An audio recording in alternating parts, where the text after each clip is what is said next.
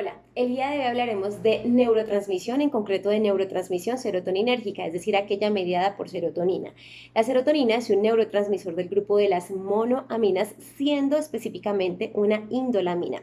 Esta ha sido ampliamente relacionada con el comportamiento humano y por eso es importante que desde la psicología entendamos cómo es que funciona en nuestro cuerpo. Dentro de esos efectos con los que ha sido relacionado podemos encontrar la regulación de los estados de ánimo, el control del sueño, el control de la ingesta de alimentos y la regulación del dolor. La serotonina es producida por las neuronas serotoninérgicas ubicadas en los núcleos del RAFE en el mesencéfalo, protuberancia y bulbo, y es producida a partir del aminoácido triptófano, un aminoácido esencial. Esto significa que el cuerpo humano no es capaz de producirlo y tiene que adquirirlo 100% de la dieta. A pesar de esto, su presencia en la alimentación es bastante amplia y generalmente no se encuentran deficiencias de triptófano en los seres humanos. El triptófano es capaz de superar la barrera hematoencefálica y de esta manera llega a estas neuronas serotoninérgicas ubicadas en los núcleos del RAFE, en donde va a sufrir un proceso de transformación a través de la acción de diferentes enzimas. De esta manera, el triptófano, a partir de la acción de la enzima 5-hidroxilasa, se convierte en 5-hidroxitriptófano gracias a la adherencia de un grupo hidroxilo.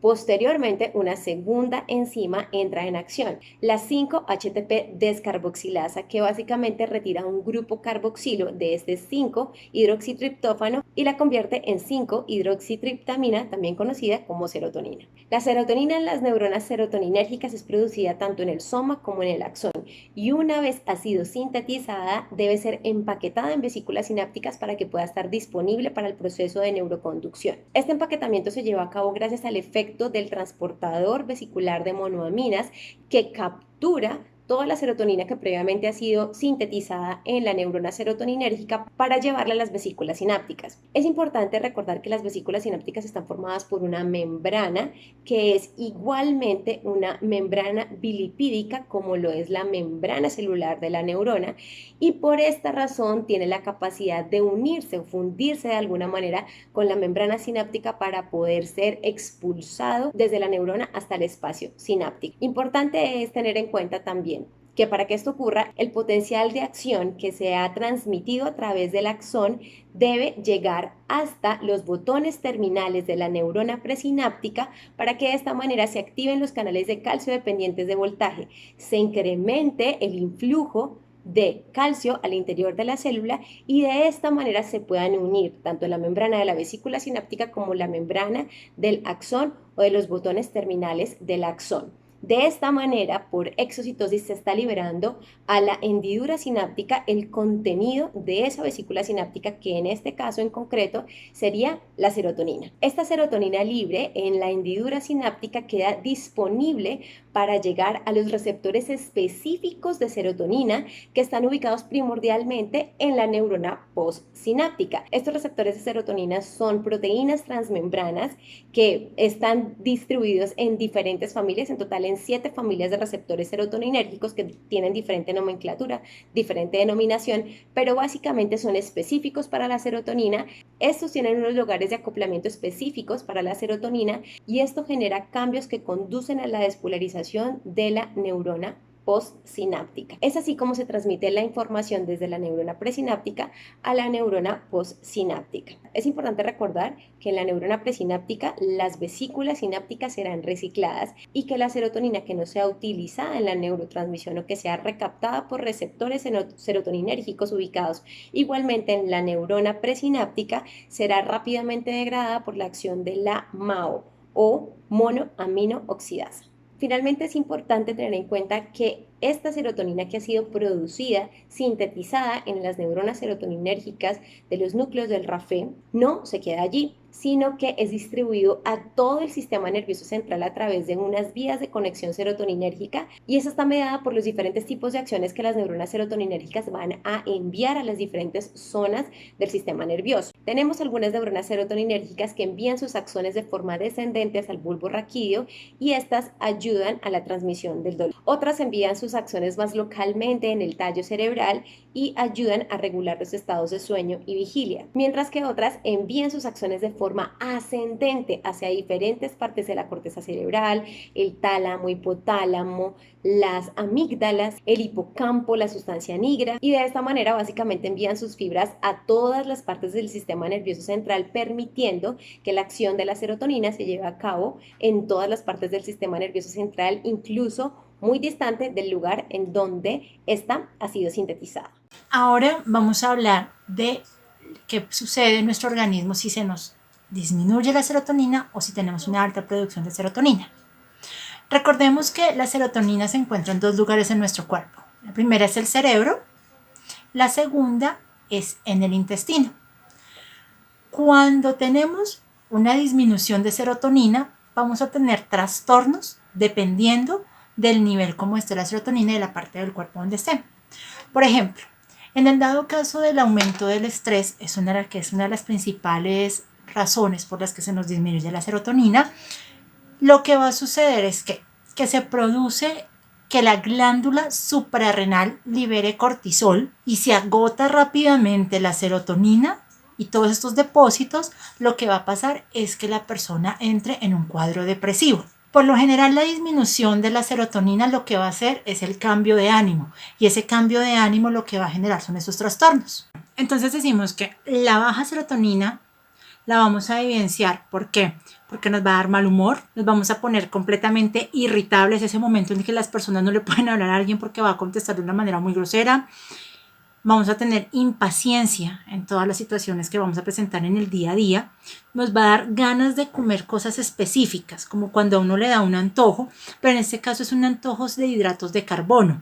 Hidratos de carbono en este caso sería como pastas, lentejas, legumbres. Ese tipo de comida nos va a dar ganas de comer. Eso es porque se nos está bajando toda la serotonina y todos los depósitos que tenemos de serotonina.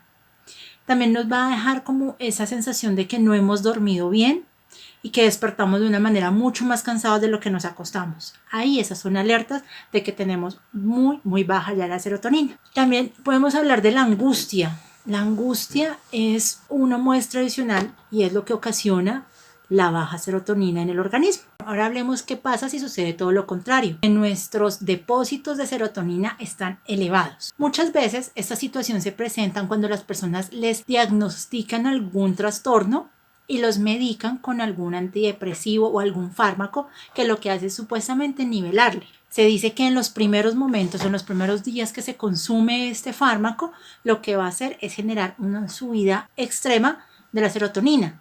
Y ahí es cuando se van a presentar trastornos adicionales. Uno de estos trastornos es un estado mental alterado que va a presentar el paciente.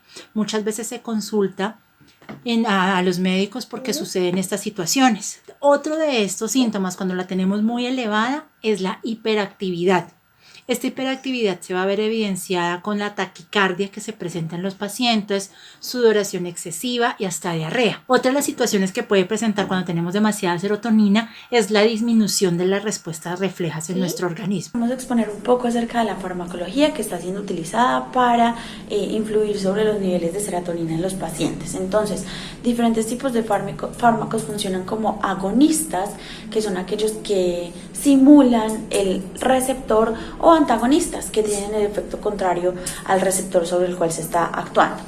Vamos a explicar brevemente cuáles son esos grupos de fármacos que se utilizan para tratar trastornos que tienen que ver con los niveles de serotonina. El primer grupo de fármacos son los ansiolíticos.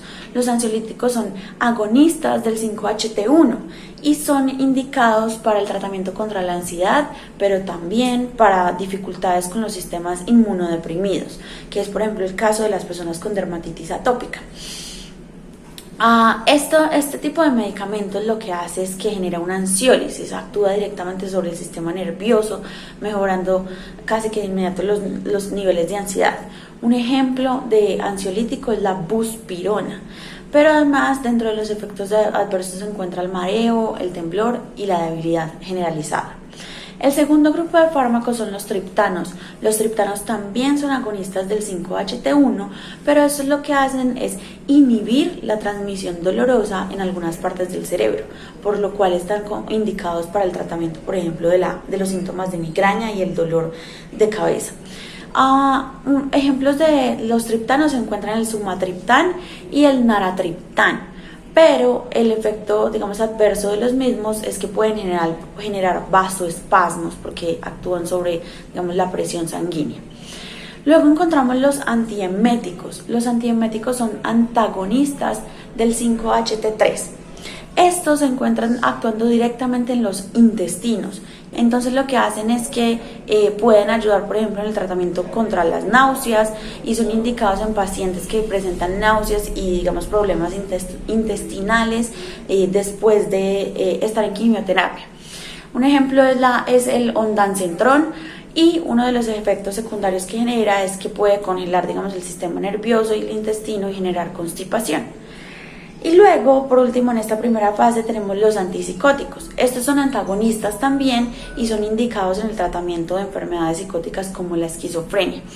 Ejemplos de los antipsicóticos son la clozapina y la olanzapina.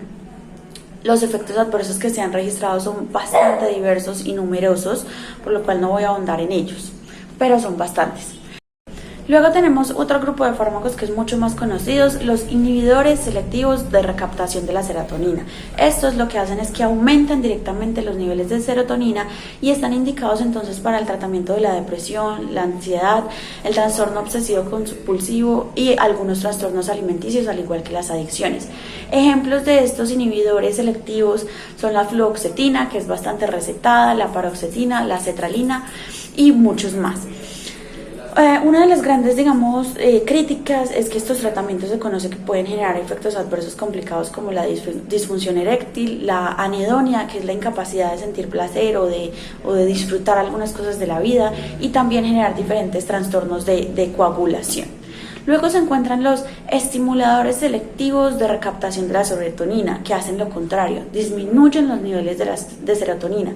Y raramente se está investigando por qué si se disminuye la serotonina tiene el mismo efecto, que es, digamos, ayudar en el tratamiento de la depresión y la ansiedad. Tanto los inhibidores como los estimuladores están siendo efectivos para el tratamiento de este tipo de trastornos.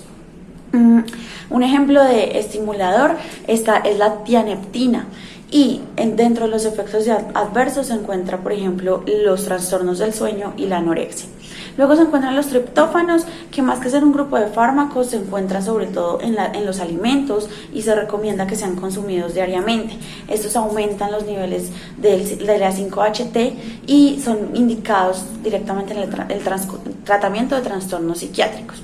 Finalmente se encuentran los secretagogos, que aumentan el 5-HT e inhiben la recaptura. Estos son tratados directamente con el tratamiento de la obesidad y un ejemplo de ellos es la flenfuramina. A nivel general, digamos que hay muchos fármacos indicados en el tratamiento de diferentes trastornos psiquiátricos que influyen en los niveles de serotonina, y aún se está estudiando sobre los efectos adversos de los mismos, ya que han sido bastante criticados. Muchas gracias.